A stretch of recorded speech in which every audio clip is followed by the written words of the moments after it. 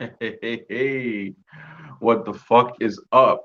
All right, so last night, obviously, I was supposed to be on for the Friday night fight picks or fight cast, but I had this random urge to go on a hike, and so I went on a really, really, really, really, really long hike, and I spent a good 5 hours, getting my way back home.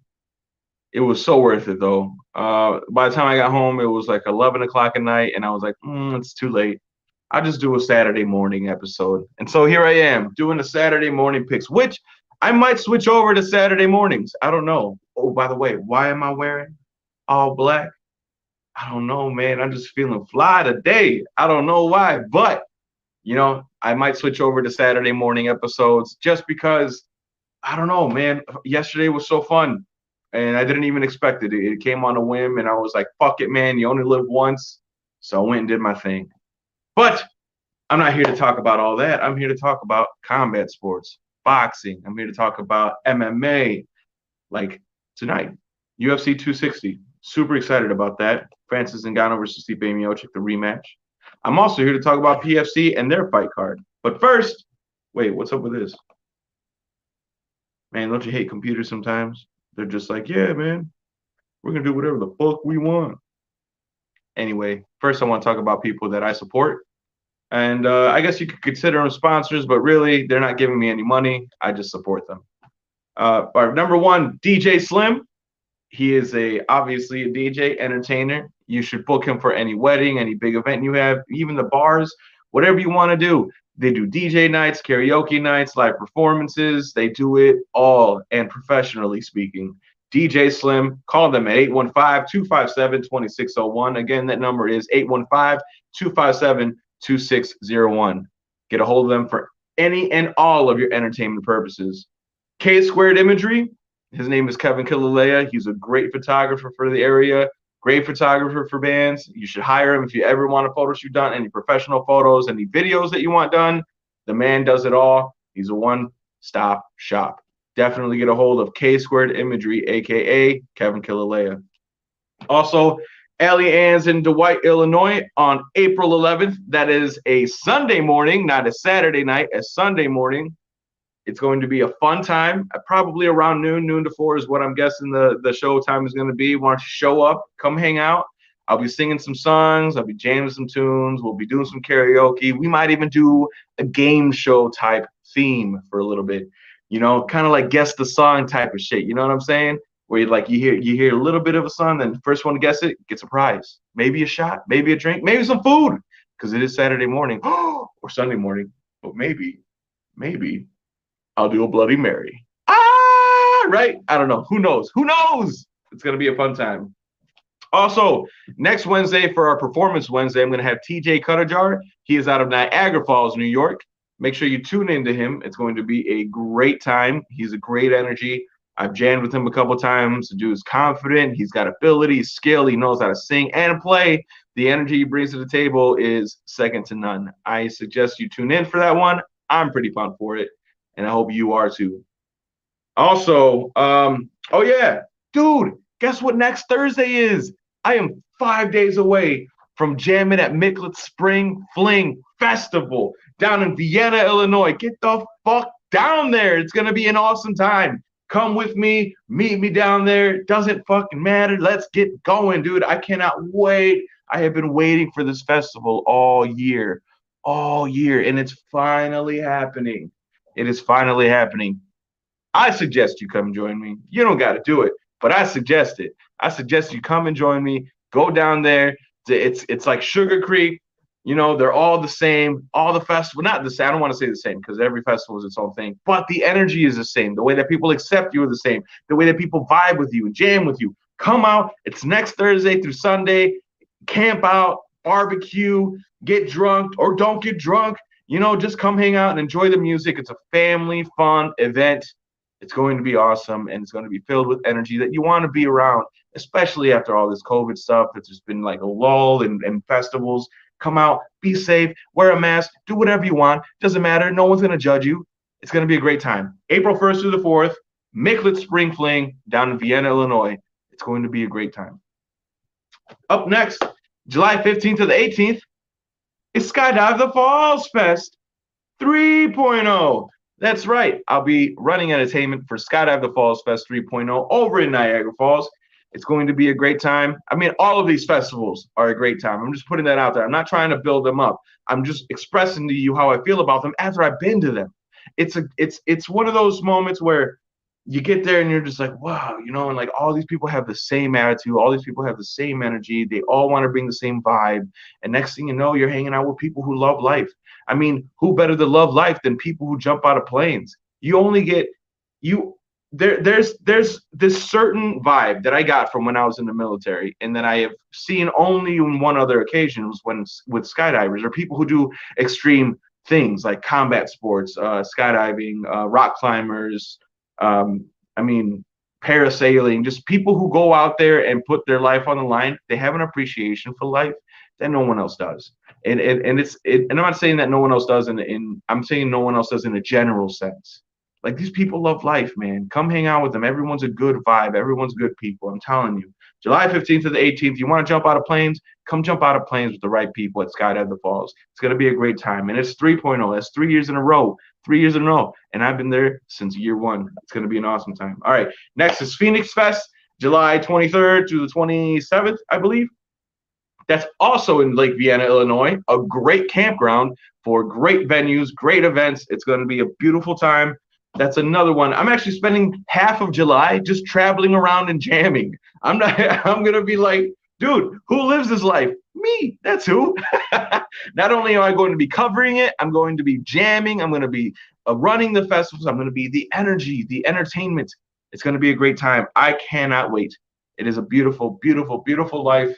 And I want to share it with everybody. So if you're in the mood to go on an adventure, if you're in the mood to get out of your shell, break out of the norm, come out with me. And I promise you, you'll have a great time. I'm a great person to be around, and an even better energy to match, because at the end of the day, I'm only trying to have a good time. I'm only trying to create better moments. And I don't want to say I'm great at it, but I'm really, really good at it. And I think you should join me. All right, so enough about me. Let's talk about these fights. Let's talk about PFC. PFC, if you do not know about Peoria Fight Club, you really should. These fights are top notch. I'm telling you, don't get me wrong. There are some fights where you're like, huh, okay, cool. That's, at least they got in there. You have to respect anyone that gets in the ring because you never know what can happen. But there are some fights that you're just like, whoa, that's some shit that you should have seen on pay-per-view. And I'm not exaggerating. I'm telling you, there are some fights on here that should be on pay-per-view, which, by the way, I'm assuming it's the main event. I don't know for sure, but we will get to that when we get there. Let's start from the bottom of the card, work our way up. Actually, I don't even know if it's the bottom of the card. All I know is that these are the fights. I will be naming what I believe should be the main event for PFC at the very end. So number one, it's going to be Christopher Baum, a.k.a. Big Trev, versus Dustin King. Big Trev has 3 wins, 9 losses, all 3 wins by KO. Dustin King is 1-1 with 1 KO. I can't wait for this one because Christopher Baum just fought for the title. He just fought for the title. I cannot wait to see how he comes back. Because obviously after a loss, you want to get better. You want to get that off your tongue. You want to get it off. You just want to get back in there and prove that you're not there's this stigma that I don't really appreciate or really necessarily enjoy about combat sports, is that you're only as good as your last win, or you're only good as your last loss. Generally, you're only as good as your last fight. He lost, but he went in there like a boss. He put his heart out there. He did not get stopped. The judge stopped it. I do agree with the stoppage, but at the end of the day, he did not get stopped. The judge stopped it. So I am really excited to see what he does against Dustin King. I don't know much about Dustin King. I've never seen Dustin King fight, at least not to my knowledge, but I'm very, very excited to see Christopher Baum and see what he does in there. Next is LG Shiesty, a.k.a. Sincere. He's fighting David Caps. Sincere is 7 wins, 3 losses, all 7 wins by KO. David Caps is 4-0, 4 wins, 0 losses, 2 wins by KO.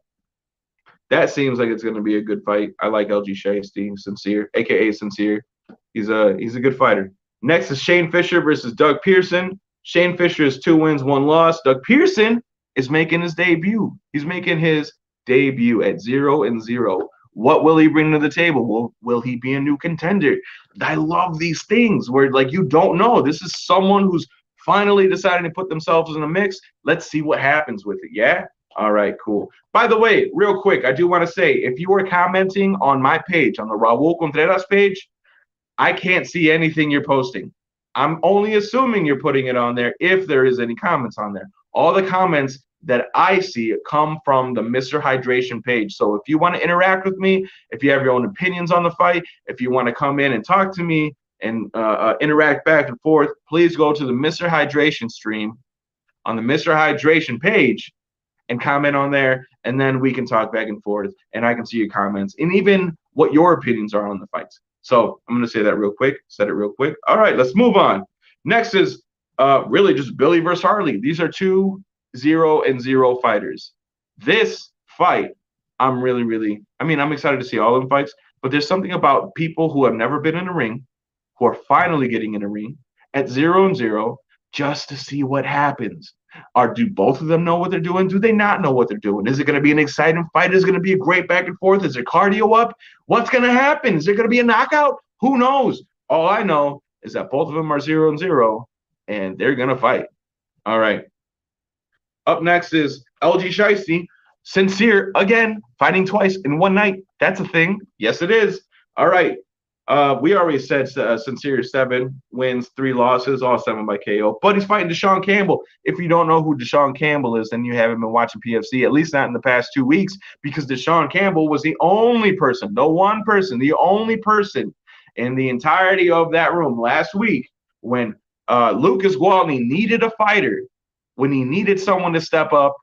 Desean Campbell is the only one who stood up. And then he went up multiple classes. It's not like he fought someone his same size. He went up to challenge a monster in Lucas Gwaltney, and he is fighting again versus Sincere. I'm really, really, really excited to see this. What up, Robert? Robert Bryan, the CEO of PFC, is on the comments, man. How you doing, brother? I hope you're doing well. I'm pretty excited for tonight. Do you want to come on and talk about your fights? Do you want to come on and talk about your fight card? Because I went through your page and I took all the posts that you had. I put them on here. I hope I got all the fights right. I hope I did. But I'm really excited to see Desean Campbell come back. I really am. I thought for his skill level, I thought he fared really, really well against Lucas Gwaltney. Obviously, Luke he's up there. He's up there. You know, it's undeniable. But I'm really excited to see him fight again, especially against Sincere, who has been talked up so much, and that's something that dude, I cannot wait to see what happens. I really can. So let's move on to what I believe. Yeah, all right, cool, man. I will send you the link. Let me get this real quick. Here, I just posted on here. Let's see.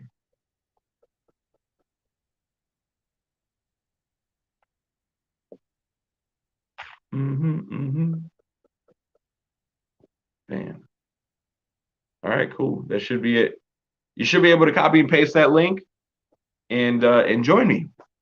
I'm pretty pumped. And then the PFC featherweight champion, El Chino, I've seen him fight last week. Another monster. He's 5 wins, 1 loss. All 5 wins coming by KO, and he's fighting Austin Apodaca. Dude, if you have been watching PFC, you know this is going to be fireworks. This is a fight that I believe it should be like on pay-per-view, man. I'm telling you, the quality fights that they have at PFC, they're not to be messed with.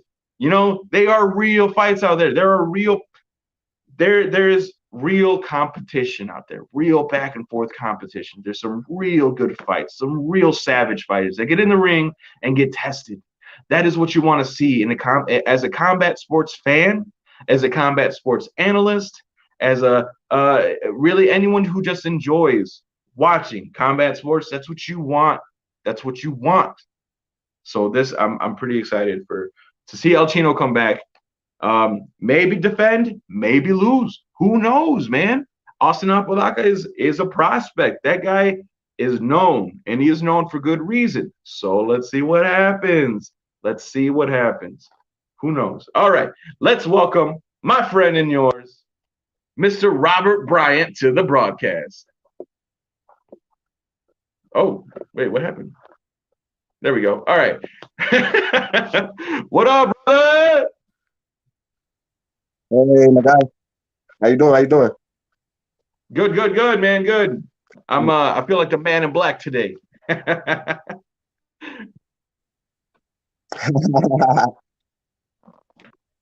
Oh yeah. How you doing, brother? Got So exciting. give us a rundown. Planned.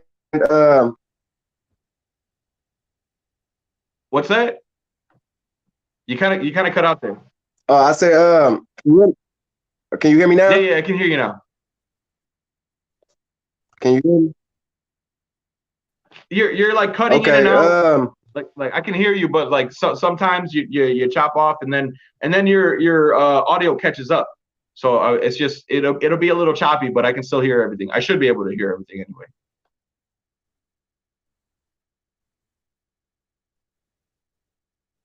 Hello? Or not, maybe. I don't know. I suggest getting good internet connection. Maybe connect to Wi-Fi. Because you're frozen right okay. Yeah. Am I still frozen? You not yes, but like not for that split second where you said, "Hey, you're still frozen." It's crazy. I don't know what's going on with my phone. Yeah, this happened Friday. I'm connected to the Wi-Fi. I don't know what's going on with my phone. Yep. All right, it's all good. Can you understand me? Yeah. So hit me with the lineup for tonight. Okay, I'm finna post it here real soon. I gotta go look at all the names, but we're gonna be a little short tonight. Probably only like 7, 8 fights tonight. 7, 8 fights? Yeah, a few, 7 or 8. A few guys, like 3, 4 fighters pulled out, and I couldn't get replacements in time. Man, too many fighters pull out. Too many fighters pulling out, man. Yeah, I know. What do you accredit that to? It gets Why do you real think frustrating. that is? Oh, I can imagine, man. I can definitely imagine, especially coming as a promoter.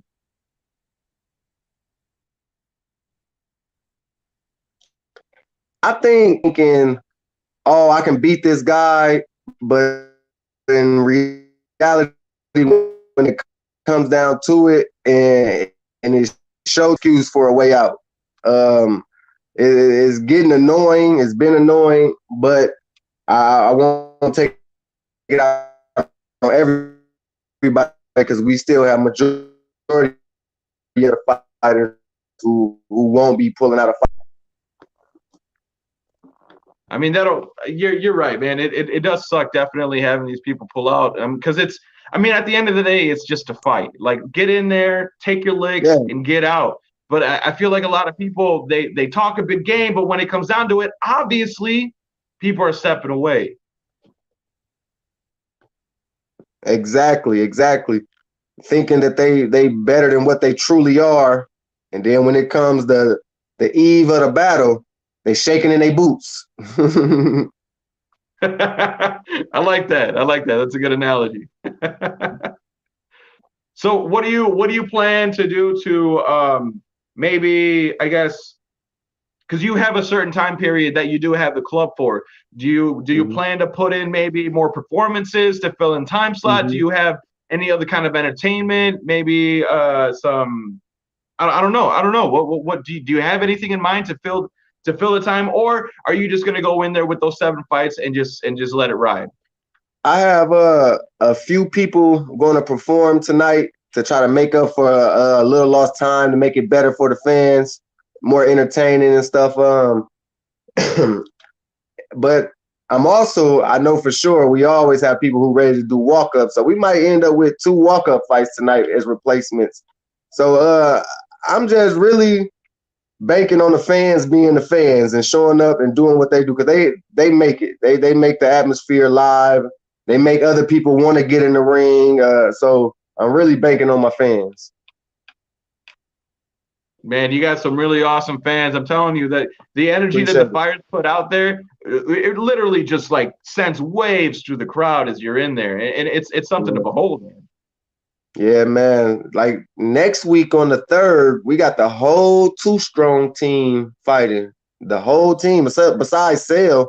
Sale's out for a minute, but on the 3rd, we got the whole Yeah, 2 Strong team. We have I'm planning about almost 20 fights next week. Damn. Whoa, dude, that's what's up, man. That's gonna be a Yeah. night. That's gonna be a night. Hell yeah.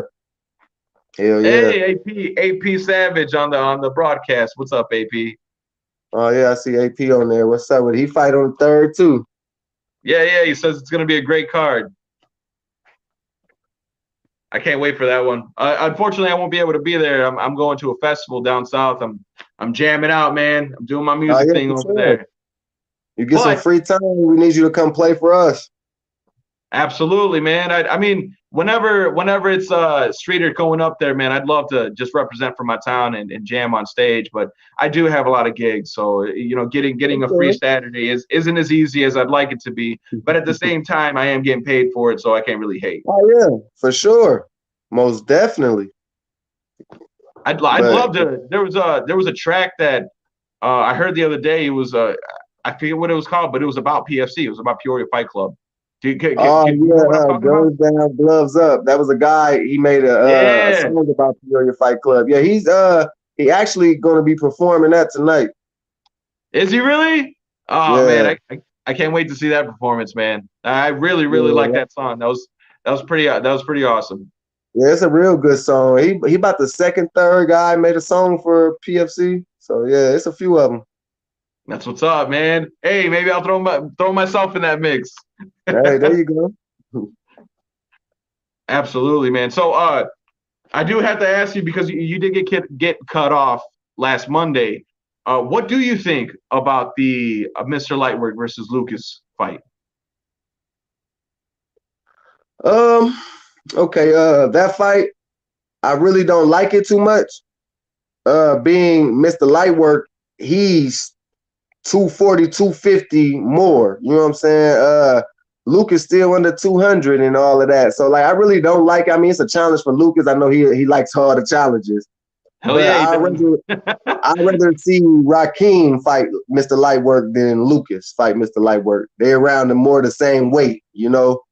I'd rather see Lucas show off his skills with people his size because if he's that good, like it's only right. Give him people his size so he can showcase his skills. You know, he shouldn't always have to fight bigger people. You know, so I rather see him fight that Kenny guy, like Kenny Thomas,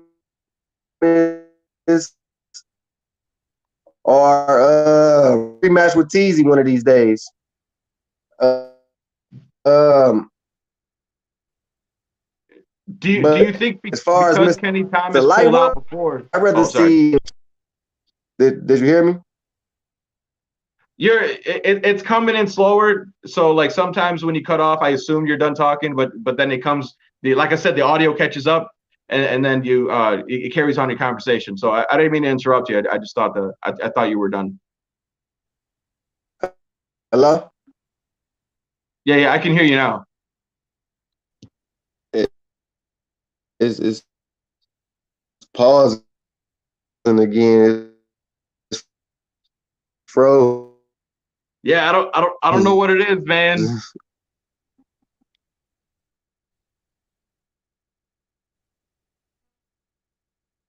Hopefully it catches up soon. All right. Well, oh no, damn it. Second time. It happened Monday too. Um, well, I definitely don't disagree with him that Lucas should be fighting people his own size, but I don't know, man. I would still love to see him versus Mr. Lightwork, especially since Lucas is the one that brought it up. There's got to be holes in his games that he feels like he can expose, and he also says that Mr. Lightwork could be the one to finally defeat Lucas. So it's something to me, at least, that I would like to see. Maybe down the road, maybe not immediately, but because he does definitely have to gain some weight to get in there with him.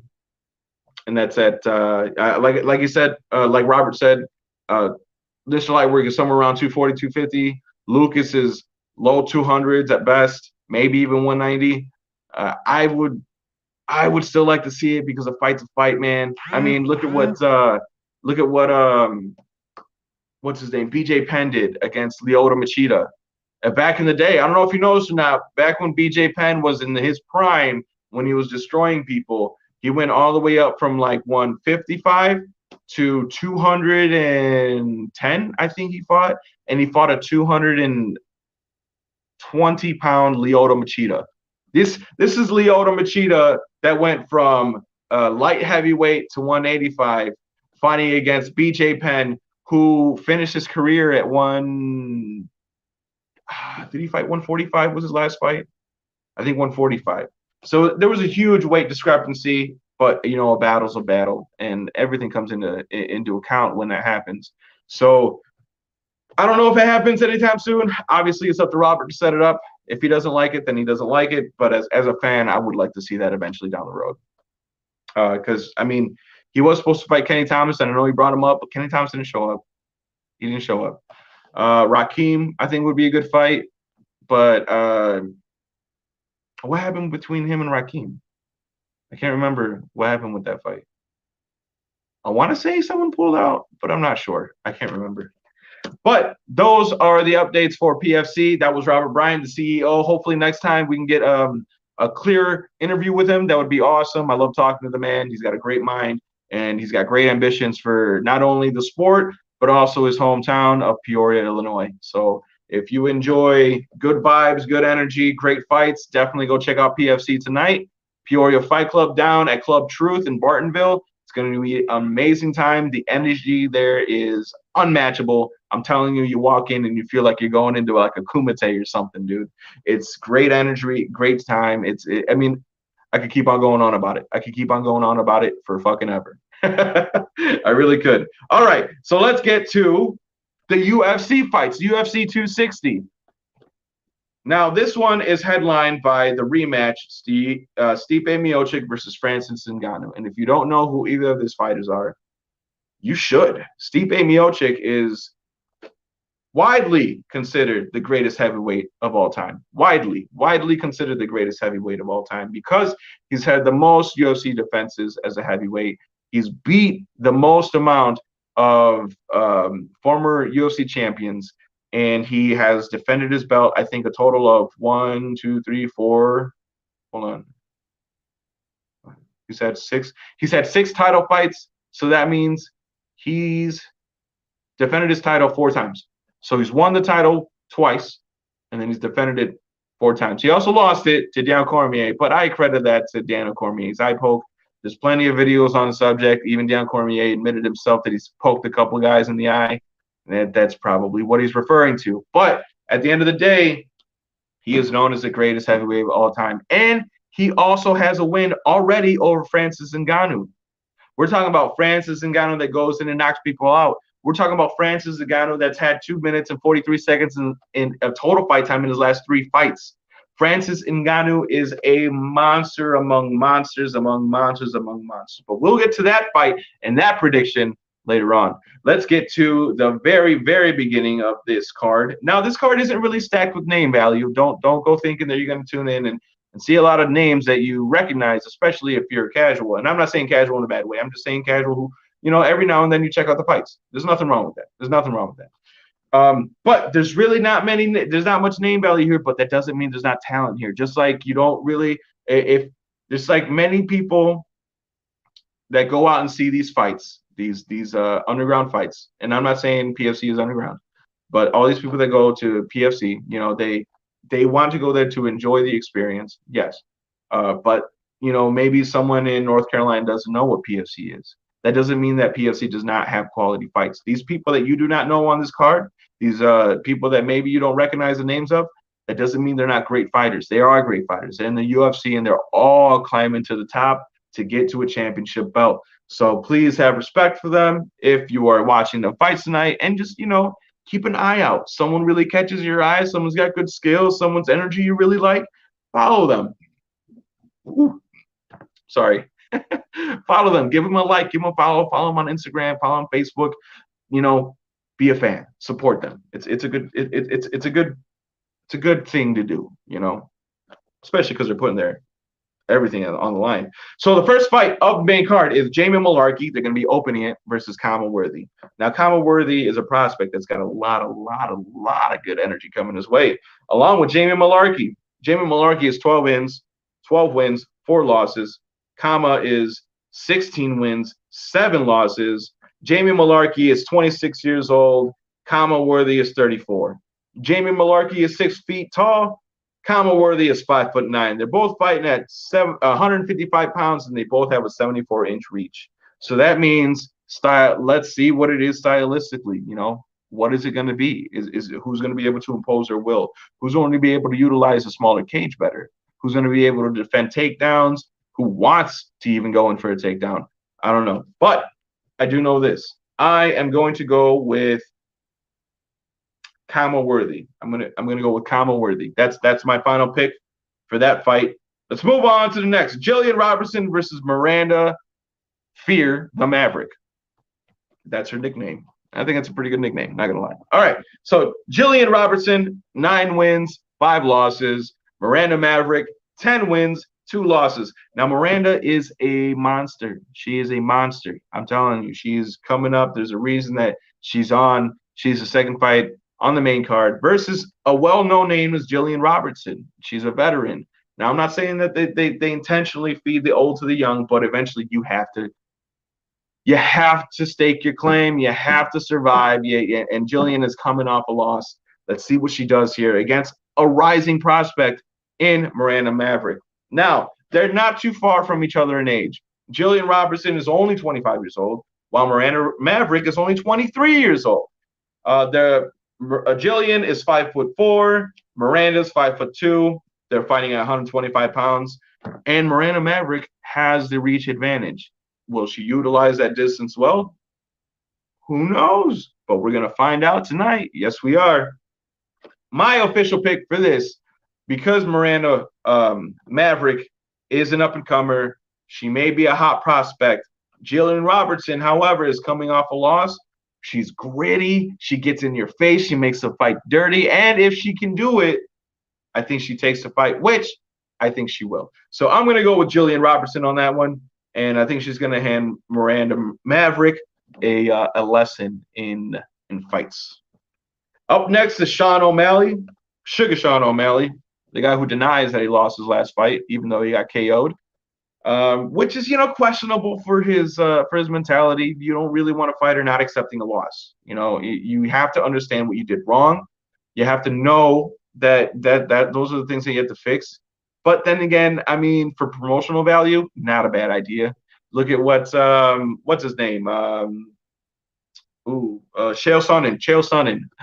Undefeated, undisputed. He says, but he's been beat so many times. But for promotional sake, the dude really knows how to sell a fight. So I think what Sean O'Malley is doing here is he's becoming the heel. He's learning how to sell a fight. He's learning to do it by the way he wants to do it. So let's see what happens with it. And don't forget, he's extremely skilled.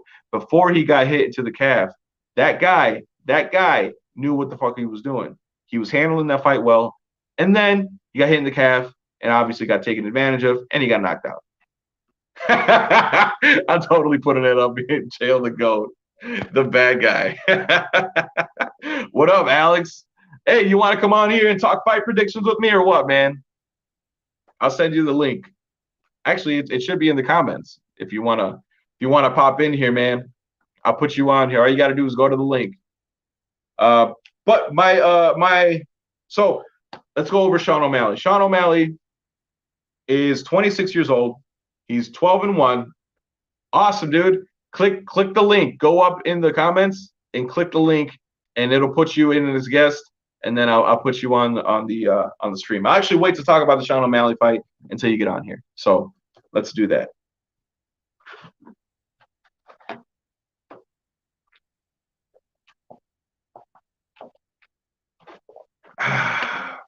Oh, by the way, real quick, stay hydrated, folks. Come on. I'm telling you, you need water in your life. And if you're already hydrated, good job on you, man. I'm happy for you.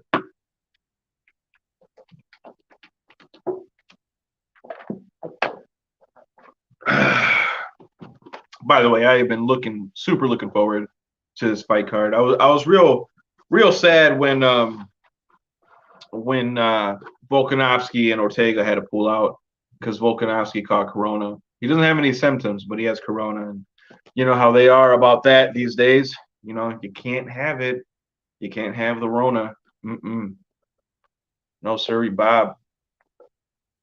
But I don't know, man. I feel I don't. I have my thoughts on corona. But I understand. I just put it that way. I understand. Hey, what it do, boo boo? What up, Chris? How you been, brother? How's life, my man?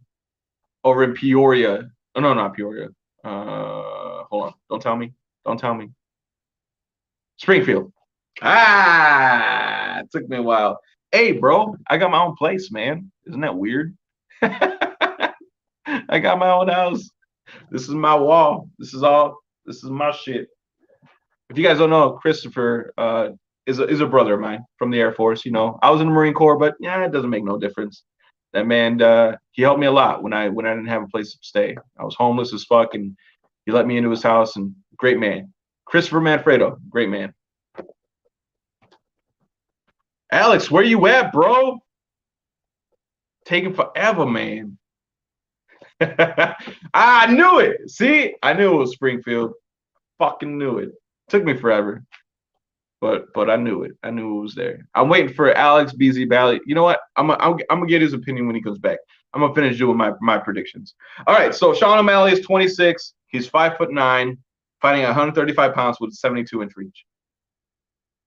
Thomas Almeida is 29, 5'6", fighting at 135 pounds with a 70-inch reach. Hell yeah. Thank you, bro. I appreciate it, man. I'm doing really good, man. I'm on the up and up.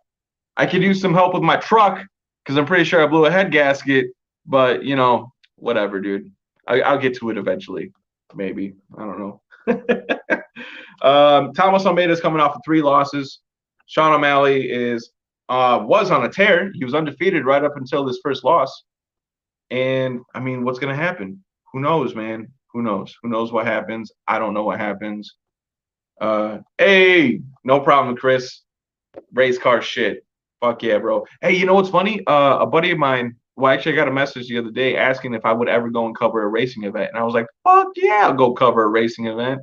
So, hey, maybe I'll see you on the racing circuit and I'll be there with the mic, Have a good one, brother. Love you, man. But like I was saying, even before Sean O'Malley's loss, the man was on a tear. He was just wrecking people. There's a reason he was considered a prospect, a hot prospect at that. And he comes in against his last fight versus fuck, it's gonna bug me now because I really like him too. He just fought Jose Aldo. Think. He's Venezuelan, I think. I don't know. But anyway, so right up until he got that calf kick, he was doing really well. Did really well. Carried himself well. Got in there, did his job. Unfortunately for him, his leg went numb, and then he got taken advantage of, and he got knocked out. But until that happened, he was controlling the fight. So what do I think? Thomas Almeida coming off 3 losses, real shitty to put him in there against a rising hot prospect like Sean O'Malley. But if he beats Sean O'Malley, he's going right back the fuck up. People are talking about him being possibly in the running. I like this fight in the upside, hate the fight on the downside. Because say he loses this fight and by devastating KO, which I hope he doesn't because I like Christopher or I like Thomas Almeida. But if he does, I mean, it wouldn't be far-fetched to see him getting cut from the UFC. It might not even be far-fetched to see him get cut from the UFC if he wins a lackluster unanimous decision. The cards are really stacked against him. But if he shows out and he puts Sean O'Malley away in the right way, could be really good for him. But will it happen? I don't know.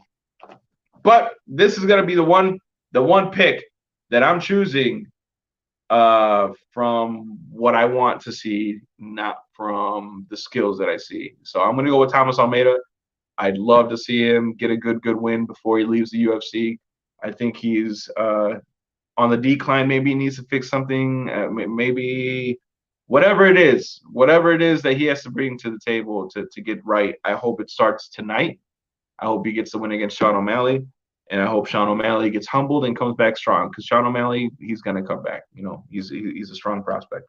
So my official prediction is Thomas Almeida. But if I were a betting man, I would go Sean O'Malley. Up next is the co-main event, the new co-main event. It's Tyron Woodley versus Vicente Luque. What's this? Okay, cool. Sorry. I had to check my stuff. You know what, Alex, motherfucker, you're supposed to be on here, this asshole. Anyway, so Tyron Woodley versus Vicente Luque is a new co-main event ever since Ortega and Volkanovski had to pull out because Volkanovski caught COVID. Whole other thing, we'll see if it gets rescheduled. Hopefully it gets rescheduled because that's the fight to make. But for right now, Tyron Woodley versus Vicente Luque. Now, Tyron Woodley is coming off of 3 losses. 3 losses in a row. 3 losses to title contenders or champions. He lost the title to Kamaru Usman, and then he fought. I'm sorry. I need to get my head in the game here. All right, so he lost to Tyron Woodley. Then he fought Gilbert Burns. Lost to Gilbert Burns. Then he fought Colby Covington. Lost to Colby Covington. That's 3 fights in a row, possibly even 15 rounds. All losses. I mean, they were pretty bad. I don't know what happened. I don't know if his head was in the game. I don't know if his head was not in the game. I'm not sure. All I know is that, will he come back? He's saying he has another gear. He's saying he's still worthy to be in there. He says he still has it. Will he show it? That's a totally different story. I don't know. I have to believe that he wouldn't be talking as confidently as he is if he didn't figure something out with himself, because he has been talking extremely confidently. The way he's been addressing everything, it's been good stuff. It's been really, really good stuff. Will it show against Vicente Luque, who is known to take a punch? I mean, a lot of time Woodley's path to victory is a big, big knockout punch. Everyone's afraid of it, but if you can avoid it, if you can stuff it, if you can maybe redirect it, you don't have much to worry about. And then that's exactly what his last 3 opponents did. They just crowded him. They overstimulated his senses, and he just couldn't take it. And boom, he got shut out all 3 times by all 3 opponents. Now, granted, all 3 of those opponents had a wrestling, grappling heavy approach to this. Vicente Luque isn't known for being a grappler. Vicente Luque is known for throwing hands, and he's got fucking hands, man. That dude is tough. He's got a hard head. I mean, Stephen Wonderboy Thompson broke both his hands on his head. That tells you how hard of a head this motherfucker has. I'm really excited to see this because Vicente Luque is a known rising prospect, but he's been dealt losses and setbacks at the wrong times. So let's see what he does with it. My official prediction for this, I'm going to go Vicente Luque. I just think he's got the ball rolling. He's got the same coaches that Usman had when he beat him, the same coaches that Gilbert Burns, as well as Gilbert Burns in his corner, and he was in the corner of Gilbert Burns when he beat Tyron Woodley. So my official prediction, Vicente Luque. And for the main event of the evening, Stipe Miocic versus Francis Ngannou. Francis Ngannou coming off of a 4-fight winning streak against. Wait, is it a 4-fight?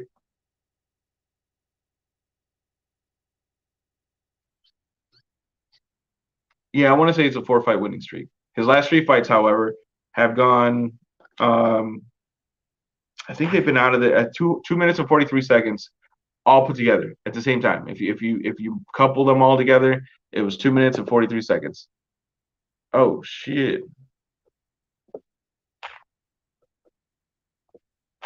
Let's see.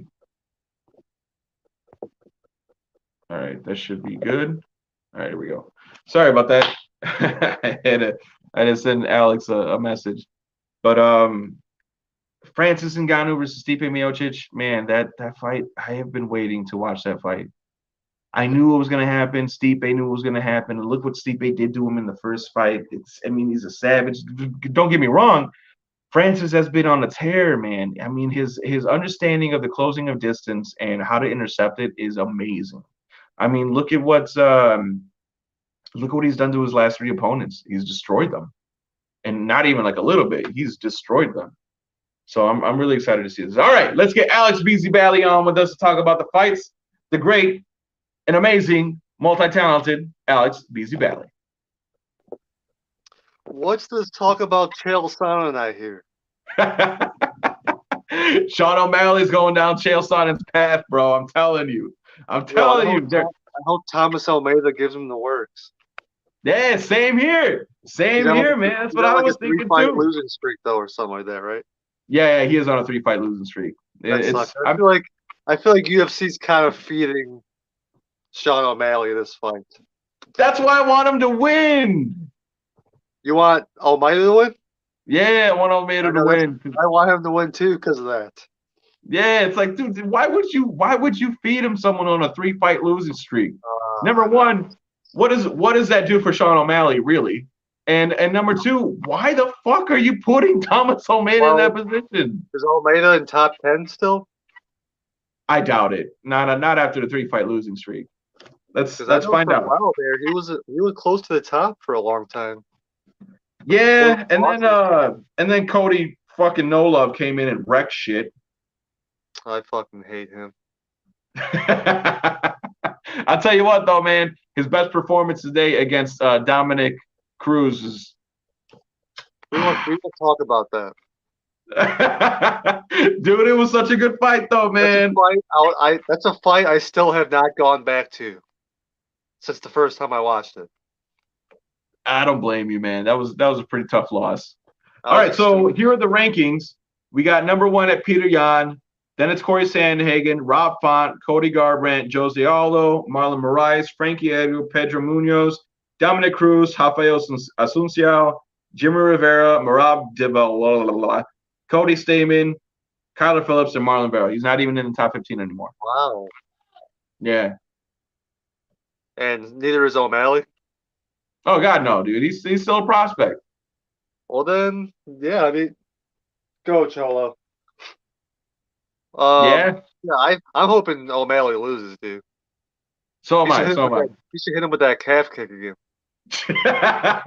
Dude, could you imagine if he did too and he got it? The thing about that calf kick though, it was in the perfect spot. Oh yeah, like, yeah. That's what a lot of people say. It was like the perfect spot. He dropped. Well, the whole thing too is that he's saying that it was a freak accident, which to an extent I agree. I definitely don't see it happening often, but at the same time he was attacking his calf. Like that was his intention to get that. Whether he got it or not wasn't really his worry. His worry was getting the leg to the calf, and he got it to the calf, and he hit the button. Right on the button. Dropped his ass. Dude, and he got knocked out. Like, I know Sean O'Malley's talking like he didn't get knocked out. That dude was out cold. There's a post I seen earlier. It was like Bruce Buffer talking, and it was like, the mentally undefeated. Bro, that would be hilarious, dude. If I was Sean O'Malley, I would tell Bruce to say it, dude. I feel like he's going down Chael Sonnen's path, man. There's no one that can go down Chael's path. Chael is good with words. He cut promos. Dude, and he was so good at it too. I still miss his fucking. I still go back to his highlights from time to time. Colby's maybe the closest person that does what he does. Not even a little bit. No way. I think the closest to him would have to be like Michael Chandler. I'd say would be the closest to him because he's never cussed. Chandler doesn't cuss. His promos are all it's got a good-hearted nature to it. Michael Chandler's doing the same thing. maybe not as good. I don't think anyone can do it as good as Chael. But Sean O'Malley is definitely on the fuck you type of spectrum. So is really anyone else. Chael Sonnen he If never he crossed loses the biggest again, fights across. he'll still try to keep the undefeated thing. Yeah, I think so. I think he does it just for shits and gigs. I feel like part of the reason he did that in that fight was because him and Cheeto kind of had a beef going on. Oh yeah, he didn't want to So he accept he wants lost that to Cheeto, rematch. So he's man. like, "Oh, you didn't beat me." Yeah, right. That dude got handled. I'm not like. Don't get me wrong. I felt like Sean O'Malley was in control before it happened, but I mean, Cheeto's known for taking his time. So what does that really mean? Yeah. So that's What's the my prediction for that one for sure is I want Thomas Almeida. Whether or not he wins or not, I want him to win. That's if that's you're to bet, if I were to bet, I gotta go Sean. I gotta go Sean. that's where I'm at. I want Almeida, but if I was to bet, I gotta go Sean. He's got good movement. All right, so what do you think about the Tyron Woodley versus Vicente Luque fight? Given that Tyron Woodley is coming off of 3 losses, 3 dominant losses, where arguably he didn't win not one round. He hasn't been fighting lately. He just kind of just sits there. He sits on the cage and he waits for that big shot, and that's all he does. Like he just sits there on the outside, just circles around, circle, until someone takes him down. Or usually it's what they've been doing the past couple of fights, take him down. And he just Vicente Luque, however, isn't known for his grappling. He's known for his striking. That's true. That is true. And he's a hard-headed motherfucker. I mean, Wonderboy Thompson broke both his hands on his skull. The Mike Perry fight too. Yeah. Perry's nose. Yeah. So what do you think? What's your prediction there? I think Vicente Luque wins. I don't know how yet. I would say probably decision. You know what I think? I think he's just a little bit young. He's a more active young fighter. I think he's on he's coming up. So I agree. He's definitely coming up for sure. I think it's Woodley's time. To go? I think it's time. Damn, bro. So have you been watching any of the interviews at all? Even in the interviews, he doesn't really seem about it to me. You think so? I think he seems more realistic about it. I think he feels more realistic about it. Yeah, I feel like in the past few fights, he had so much media attention. He was always the main event or co-main. Yeah. And I feel like he was on the middle of this card, and I feel like that would have helped the fight out or on his end a lot more because he would have been in the middle of the card. He would have absolutely no pressure. Now he's co-main once again. But he's also not going 5 rounds. 3 rounds, yeah, and he's not facing a wrestler. That's gonna take. He's not facing a wrestler. He's facing a striker. He's really done nothing to prove me or to make me think that he's gonna fight this time around, though. I definitely feel you there. I don't think he's done enough to make me feel like, damn, like he's definitely gonna come in and like wreck shit. He is coming off 3 losses. Mentally, where is he? Has he accepted that? From his interviews, it feels like he's fairly confident. He's talking about getting a new gear, but like, what can you really change in your style because he's been fighting the same weight for years. He's 38, 39 years old right now. You can't change much. He kind of just sat around the cage and circled around until he got that big shot. And then I think the last time he was aggressive was against Darren Till. And that was the last time I think I've seen him aggressive. And I love Darren Till, by the way. Yeah, I know. I was pretty sad to see that loss, dude. I really wanted Darren to win. I hope he beats up Vettori. That's going to be a good fight too. I think Vettori wins that one, man. Yeah. Yeah, I think Vettori takes that one.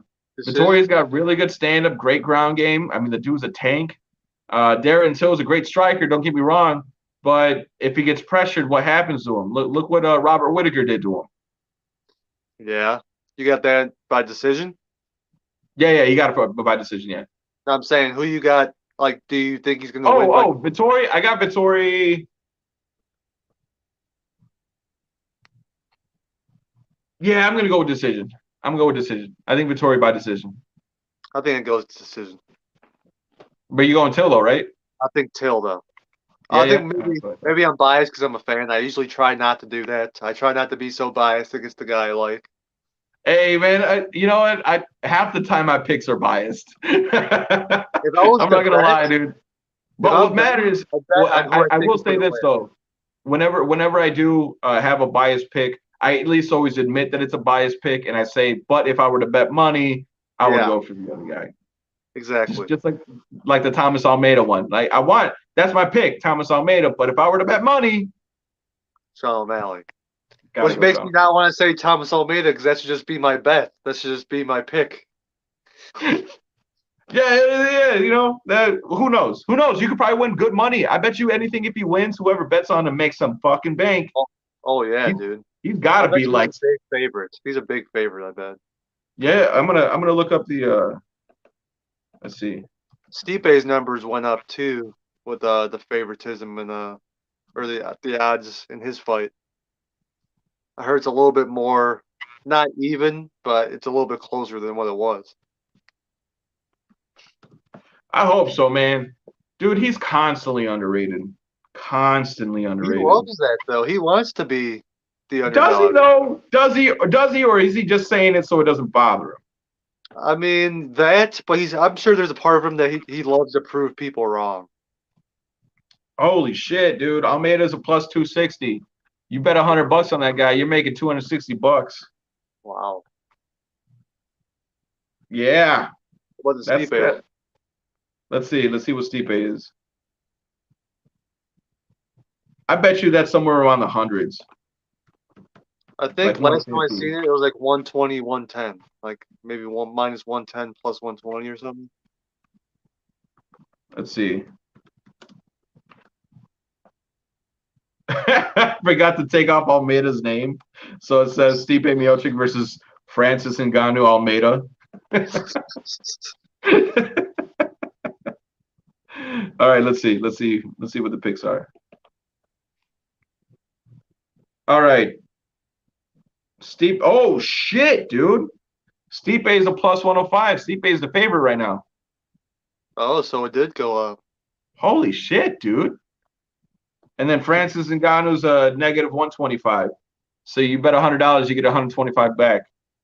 Oh, I'm not betting on Francis. Nah, you're going dead. So you got your pick? Oh, dude, Stipe beat him the first time. I don't think Ngannou's gonna stop the takedowns. I think he's gonna gas if he doesn't end in the first round. I mean, I agree with you. unless Ngannou plays it smart, not smart, but technical, like he did in the Derek Lewis fight, the most boring fight ever, where he kind of just sat there and waited and was trying to be patient. So either nothing's gonna happen, maybe the first round or two. But if that does happen, I think Stipe will throw leg kicks. He'll throw little things just to keep the points up and just dodge his shit. Like whatever he does throw in those first couple rounds.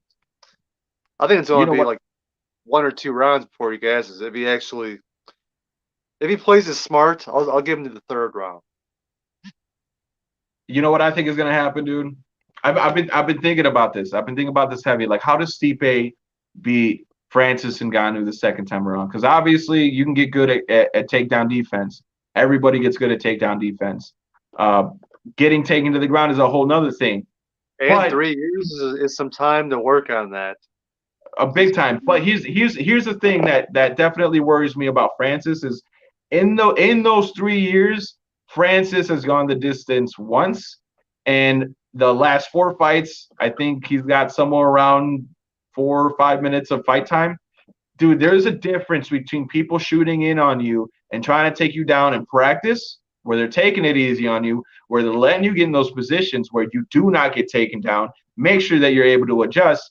And there's a severe difference between doing that and actually in the cage doing it.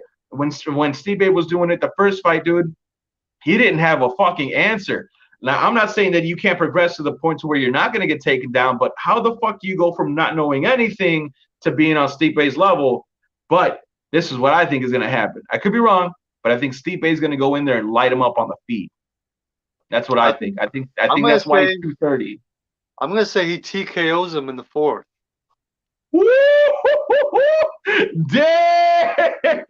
Damn, bro. That would be crazy.